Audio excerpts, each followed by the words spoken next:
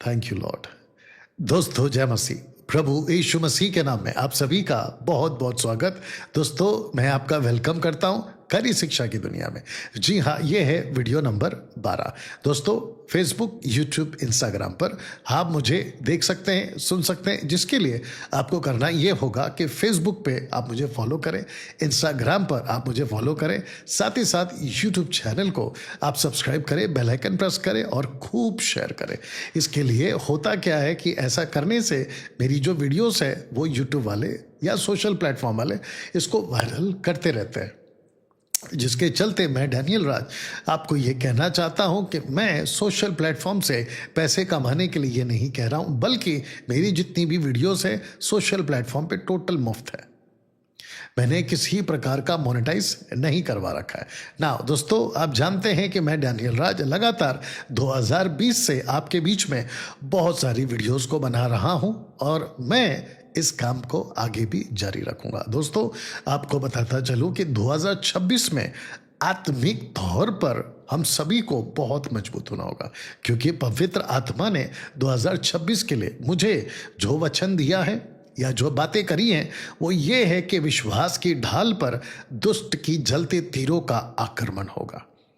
आपका फेथ हिलेगा, आपकी डॉक्ट्रिन हिलेगी, आप ठंडे पड़ सकते हैं, आप निराश हो सकते हैं, आप प्रभु से दूर जा सकते हैं, जिसके लिए आपका स्पिरिचुअल हाउस, आपका आत्मिक घर चट्टान पे रूटेड होना जरूरी है, जिसका प्रयास आप कर रहा हूं। साथ ही साथ मैं चाहता हूं कि आप एमएमबी के साथ, यानी कि मेरे साथ, डैनियल राज के साथ आप जो हैं साथीदार बने, मंथली सपोर्टर के तौर पे आप आगे आ सकते हैं, क्योंकि आप जानते हैं कि मैं किसी प्रकार का कोई पैसे कमाने के लिए वीडियोस को नहीं बनाता, लेकिन आप जानते हैं कि ये जो मैं काम कर रहा हूँ इसमें खूब पैसे लगते हैं, या इसके इक्विपमेंट्स, इसकी जो रेख देख है, या इसका जो संभालना होता है, या फिर जो भी चीज़ें, इसमें खूब पैसे लगते हैं। अगर आपको मेरी वीडियो ब्लेस कर रही हैं, आपका आत्मिक जीवन हो रहा है, आत्मिक उन्नति हो रही है, आप तरक्की कर रहे हैं, देश विदेश में जहां कहीं से भी आते हैं, आप मेरे आत्मिक इस मुहिम को जो मैं चला रहा हूं एक सहयोग के तौर पे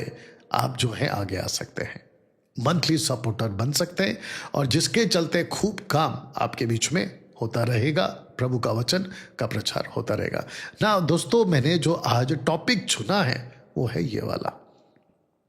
इसको पहले पढ़ते हैं, फिर उसके बाद में समझते हैं। क्या चंगाई सभा की दुकान, जिसको मैंने ब्रैकेट में इंग्लिश में डाला वर्चुअल और फिजिकल, क्या चंगाई सभा की दुकान कोई भी सेवक खोल सकता है?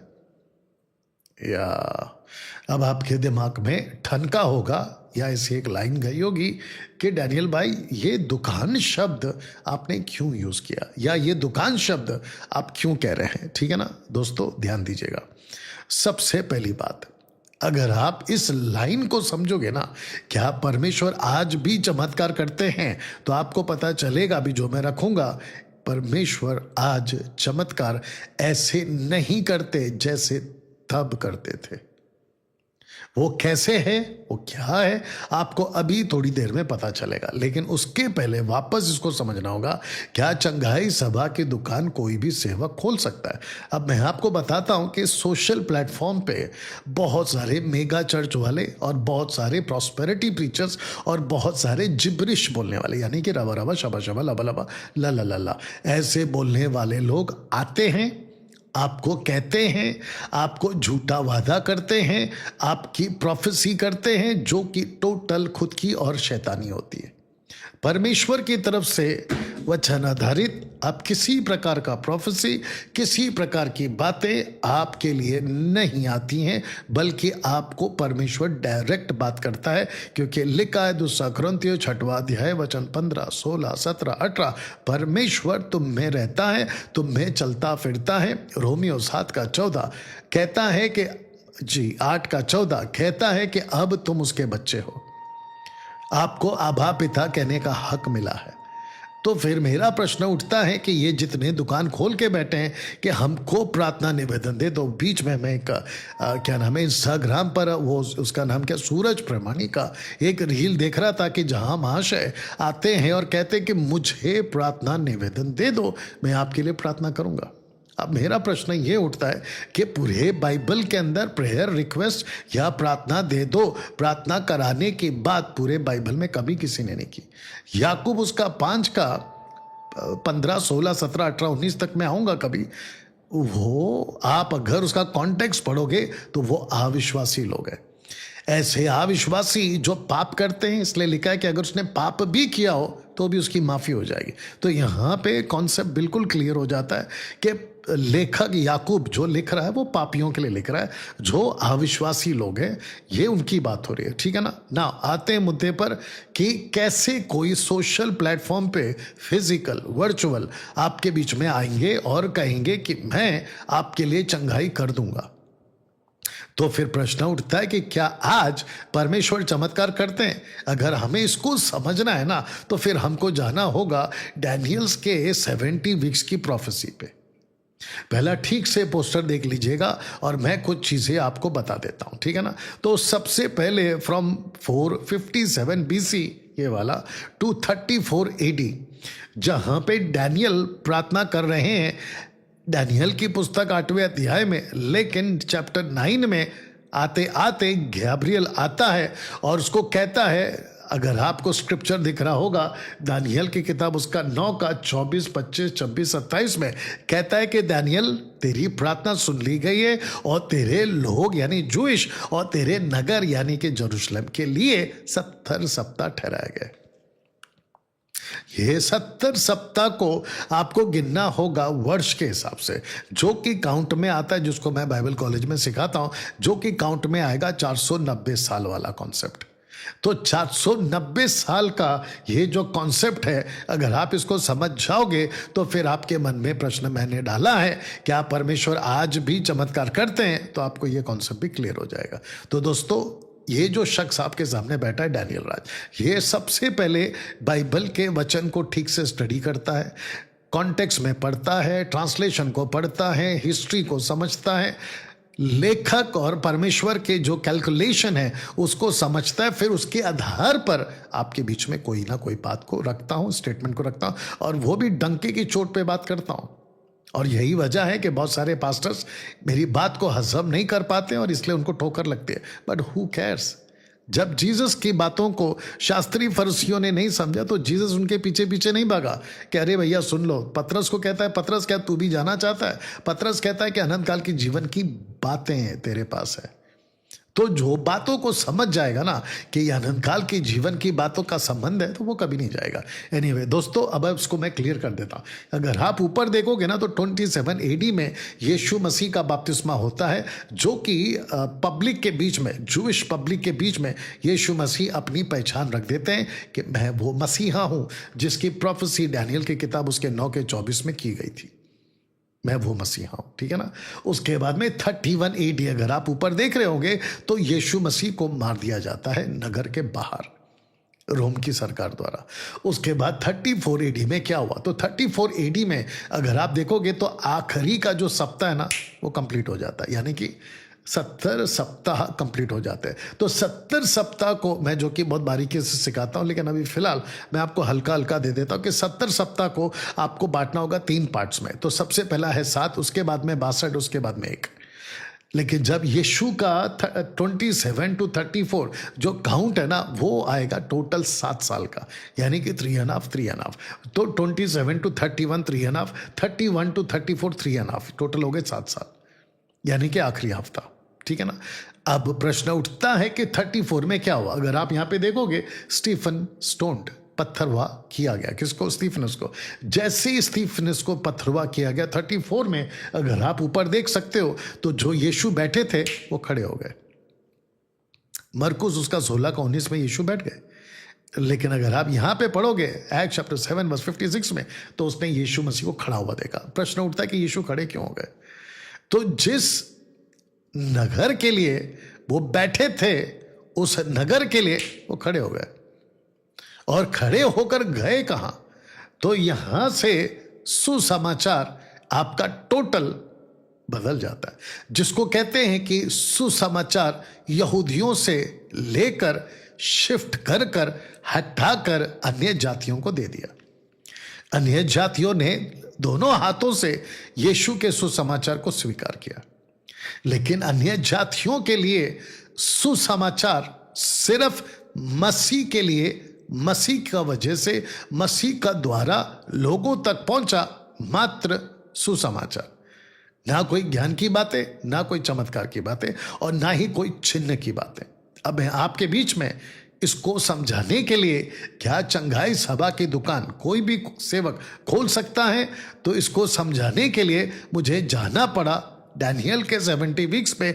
अब मैं जो जा रहा हूं इसको समझाने के लिए, क्या कोई भी दुकान खोल सकता है एक अलग एंगल पर, तो मैं आपको अभी से बता दूं कि जो भी चंगाई का दावा करते हैं, अगर वो इसको समझ जाएं ये वाला, तो आपको भी पता चलेगा कि कितना ज्यादा शैतानी है और कितना ज्यादा डिमोनिक है जो ऐसा दावा करते हैं कि आप मेरे पास आओ, मैं आपके लिए प्रार्थना करूंगा और आपका सब ठीक हो जाएगा। वो टोटल बंडलबाज है, टोटल फेक है और शैतानी है।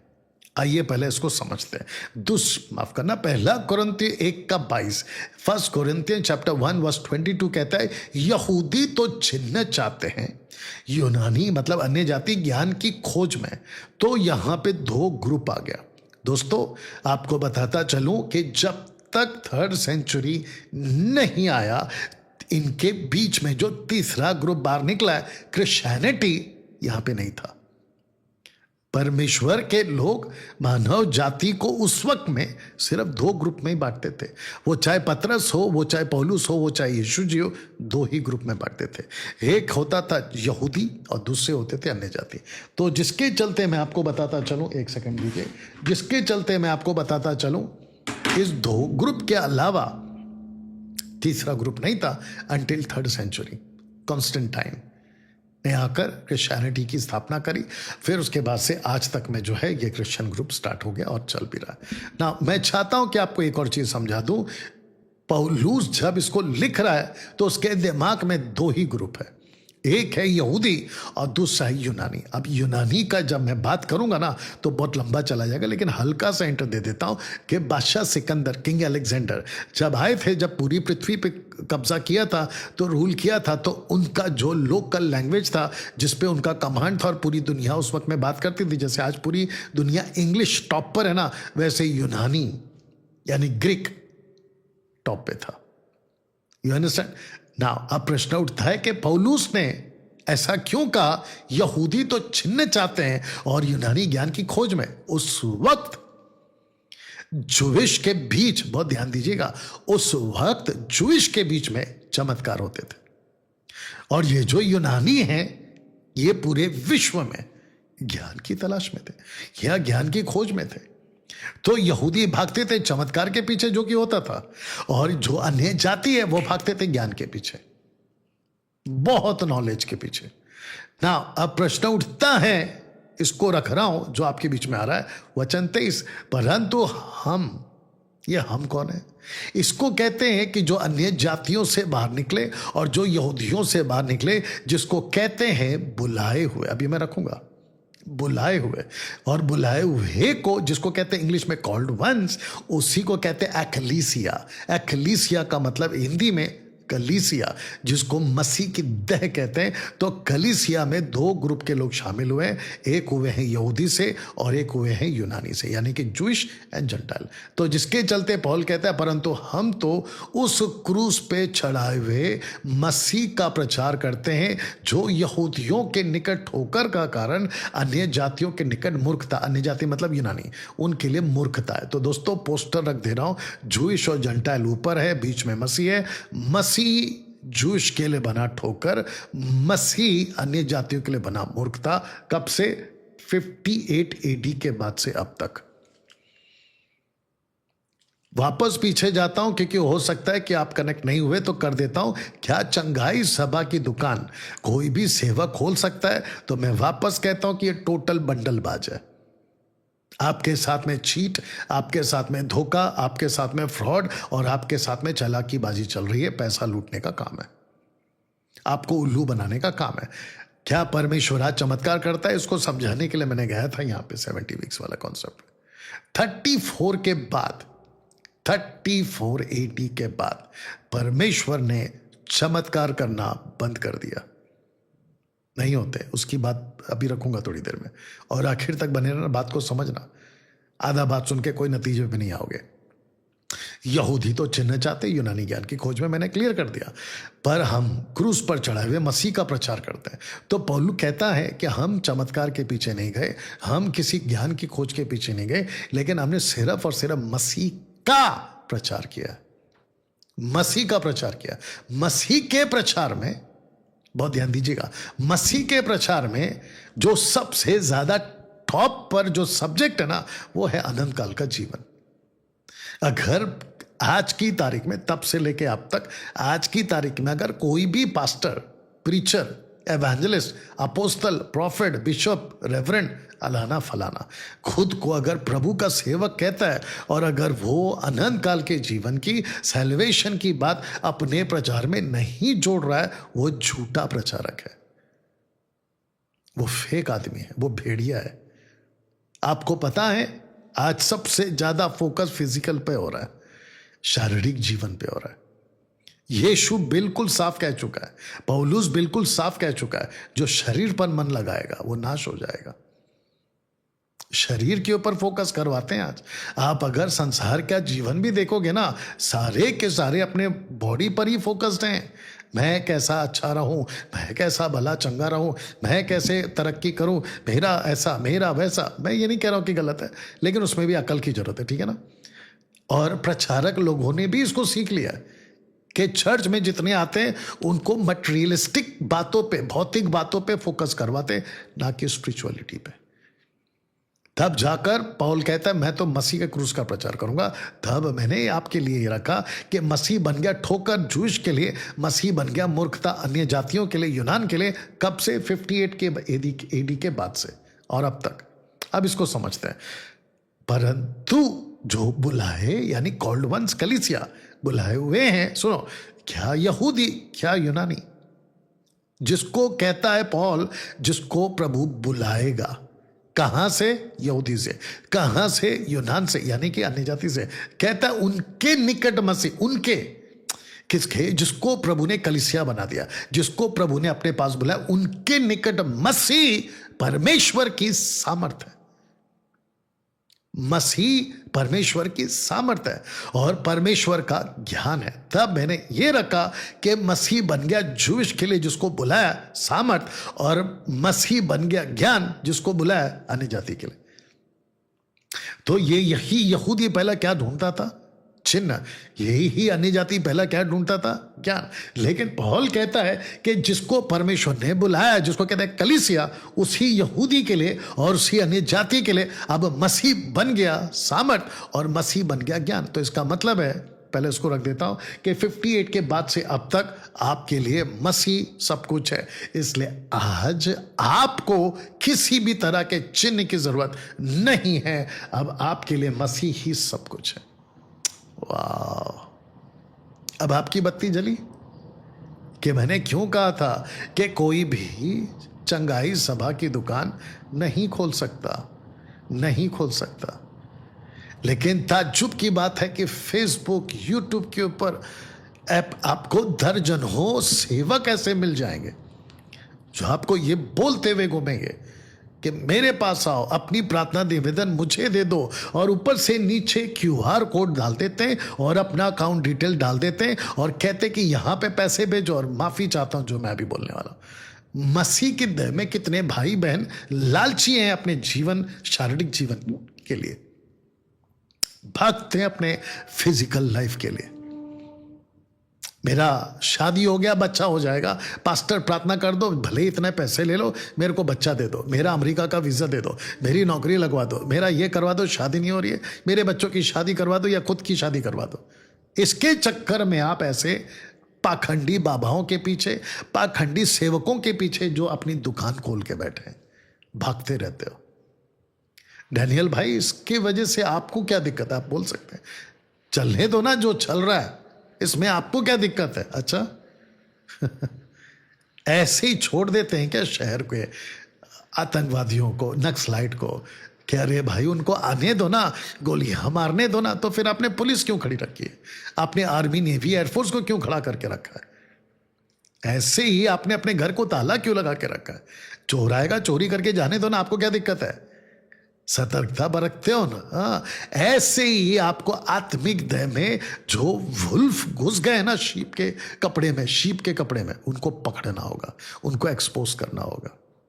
मसीह की देह अगर अगली पीढ़ी तक पहुंचानी है, और अगर प्रभु 500, 600, 700, 1000 साल, मुझे नहीं पता, अगर नहीं आते हैं तो क्या अगला जनरेशन ऐसे ही पाखंडियों के हाथ में आप उसको दे दोगे और नाश करवा दोगे? मसीहत बची है ना अभी तक, तो वो हम जैसे 10 टक्काओं की वजह से बची है, नहीं तो इंजीनियरों ने तो पूरा नोच नोच के खा लेना था। तो जिसके चलते क्या परमेश्वर आज भी चमत्कार करता है? नहीं करता। इसका मैं आपको और एक प्रूफ दूंगा। तो सबसे पहले मैंने आपको बता दें कि 34 के बाद में कॉन्सेप्ट बदल गया। अब वो बदल गया है सुसमाचार पे। यहूदी चिन्ह चाहते थे, 34 तक चमत्कार होता था। ज्ञानी यूनानी ज्ञान चाहते थे, 34 तक होता था। इसलिए 34 के बाद में पौल कहता है हम आप क्रूस का प्रचार करेंगे। और जो क्रूस का प्रचार है वो यहूदियों के लिए ठोकर बना, जो चिन्ह चाहते थे, और मसीह ठोकर बना, जो यूनानी ज्ञान चाहते थे। लेकिन जिसको परमेश्वर ने बुलाया कलीसिया को, उसके निकट मसीह यहूदियों के लिए बन गया सामर्थ, और ज्ञान यूनानियों के लिए बन गया ज्ञान। तब जाकर ये मैंने रखा है कि अब आपको किसी प्रकार के चमत्कार के चिन्ह की जरूरत नहीं है। अब आपके लिए मसीह ही सब कुछ है। दोस्तों, अब तक कैसा लग रहा है ना? आपको बता दूं कि पौलुस के बारे में क्या लिखा है 19:11 में एक्स में।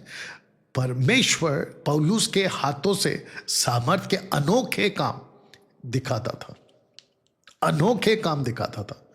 यहां तक कि रुमाल और अंगोछे उसकी देह से छुलवाकर बीमारों पर डालते थे, और उनकी बीमारियां जाती रहती थी और दुष्टात्माएं उनमें से निकल जाया करती थी। दोस्तों, ये जो घटना घटी है, ये 34 के बाद में परमेश्वर ने अपने दास पौलुस को चुना। तब तक 58 AD, इसलिए मैंने डाला था 58 AD। कहां गया 58 AD? 58 AD finish. 58 AD क्यों, मैं वो भी रखूंगा, आपको बता देता। तो यह रहा कि पौलुस के हाथों से परमेश्वर सामर्थ के अनोखे काम करवाता था। लेकिन पॉल्स लास्ट हीलिंग 58 AD में, एक्ट चैप्टर 28 वर्स 8 में, क्योंकि प्रेरितों की किताब का आखिरी लेटर है, उसके बाद पौल ने कोई लेटर में अपने चमत्कार का जिक्र नहीं किया। बताता हूं। पुबलियुस का पिता जवर और आवलहू से रोगी पड़ा था। सो पौलुस ने उसके घर में जाकर प्रार्थना की, उस पर हाथ रखकर उसे चंगा किया। जब ऐसा हुआ तो उस टापू के बाकी बीमार आए और चंगे किए गए। 58 AD में, उसके बाद नहीं हुआ। प्रूफ देता हूं, गलातियों 4:13। पर तुम जानते हो कि मैं पहले मैंने शरीर की निर्बलता के कारण तुम्हें सुसमाचार सुनाया। अब मेरा प्रश्न उठता है कि जिसने, परमेश्वर ने पौलुस से इतने सामर्थ्य के काम करवाए, वो शरीर से निर्बल क्यों है? वो छोड़िए। दूसरा तिमोथी 4:20। अरस्तुस कोरिन्थ में रह गया, त्रिफुमुस को मैंने मिलेतुस में बीमार छोड़ा। पौलुस का डिसाइपल तिमोथी को कहता है कि अपने बार बार बीमार होने के कारण दाखरस को काम में लाया कर। तीसरा कहता है कि इसलिए कि मैं प्रकाशों की बहुतायत के कारण फूल ना जाऊं, मेरे शरीर में एक कांटा चुभाया गया, यानी कि शैतान ने मुझे घूंसे मारा नीचे। अब मेरा प्रश्न यह है कि जिस पौलुस ने इतने चमत्कार किए, वो खुद बीमार है, उसका जो प्रिय चेला तिमोथी वो बीमार है, ऊपर त्रिफिमुस बीमार है। ये क्या चल रहा है? तब आपको यह समझना होगा कि चमत्कार के 3 दौर हैं। चमत्कारों के 3 दौर हैं। मोसेस के टाइम पे, एलाइजा के टाइम पे, जीसस के टाइम पे। मोसेस के टाइम पे जितने भी चमत्कार हुए, वो पर्टिकुलरली एक सटीक टाइम के लिए, एक सटीक ग्रुप के लिए, जिसको इज़राइलाइट्स कहते हैं। उसके बाद में कोई चमत्कार नहीं हुआ है। फिनिश। दूसरी बात, एलाइजा का इतना चमत्कार है जिसको हम कह सकते हैं कि 7 मेजर और 14 माइनर, मेजर और माइनर मिला के 14 हो गए, जिसको देखकर एलीशा कहता है कि अरे वाह, ये जो प्रॉफिट है, अगर मैं इसकी कॉपी करूं या इसके पीछे पीछे भागूं तो मुझे इसका दुगना मिल सकता है। और वो मिला भी, लेकिन वो भी पर्पसफुली था। उसके बाद आते हैं जीसस। यीशु का भी चमत्कार, मत्ती 8:16, यीशु का भी चमत्कार आइजाया के किताब के हिसाब से किया गया, ओनली फॉर जूइश। अब ऐसे चमत्कार जैसे कि तीनों ने किया क्यों नहीं होते आज? तब जाकर मैंने आपके लिए रखा है, एक होता है गिफ्ट ऑफ गॉड और दूसरा होता है विल ऑफ गॉड। अब आप मुझे बताइए कि गिफ्ट ऑफ गॉड तो जा चुका है, इनके दरमियान हो गया, अब नहीं होते। अब जो चल रहा है वो है will of God. Okay Daniel भाई, क्या आप ये कहना चाहते हो कि ये चमत्कार होते ही नहीं है? मैंने कभी नहीं कहा। मैं इसको मानता हूं, आज जो चल रहा है वो चल रहा है विल ऑफ गॉड। अगर परमेश्वर की मर्जी हो ना, आज भी मुर्दे जिंदा कर लेगा किसी के भी द्वारा। लेकिन ये जो दुकान खोल के बैठे हैं ना, आज किसी भी विश्व के पास्टर के पास गिफ्ट नहीं है। ये जो दुकान खोल के बैठे हैं ना कि हम चमत्कार कर देंगे, ये सब बंडलबाज है, पैसा कमाने का नया तरीका और साथ ही साथ में लोगों को उल्लू बनाने का। तब जाकर मैंने ये दो कॉन्सेप्ट रखा। विल ऑफ गॉड आज भी है, लेकिन अगर कोई पास्टर कहता है कि मेरे पास में गिफ्ट है, तो उस पास्टर का काम है कि जितने भी चर्च में आते हैं ना सबको ठीक करे। दूसरी चीज लगे हाथ बोल देता हूं, अगर कोई कहता है ना कि पास्टर के पास में गिफ्ट है चमत्कार का, तो फिर उसने ये नहीं बोलना चाहिए कि मैं तुझे कहता हूं यीशु के नाम में उठ जा उठ जा उठ जा उठ जा, अब ऐसा चल, अब ऐसा चल, अब इसको कोई पकड़ो, इसको कोई चलाओ, यहां से दौड़ो वहां से दौड़ो। ये सब बकवास नहीं होना चाहिए। अगर यीशु ने कहा था तलीता कुम, एक लड़की को, वो तुरंत उठ गई। लाजर को कहा बाहर आ, वो तुरंत बाहर आ गया। विधवा के बेटे के अर्थी को छुआ, वो तुरंत जिंदा हो गया। लहू बहने वाली औरत ने कपड़ा छुआ, तुरंत ठीक हो गया। ऐसे चमत्कार आज क्यों नहीं होते? क्योंकि गिफ्ट बंद हो गया, क्योंकि वो पर्पसफुली था। मैं उसको मानता हूं बाइबल आधारित है, लेकिन अब जो चल रहा है ना वो विल के हिसाब से चल रहा है। और विल किसका होना चाहिए? प्रभु का होना चाहिए। किसके लिए होना चाहिए? व्यक्ति के लिए होना चाहिए।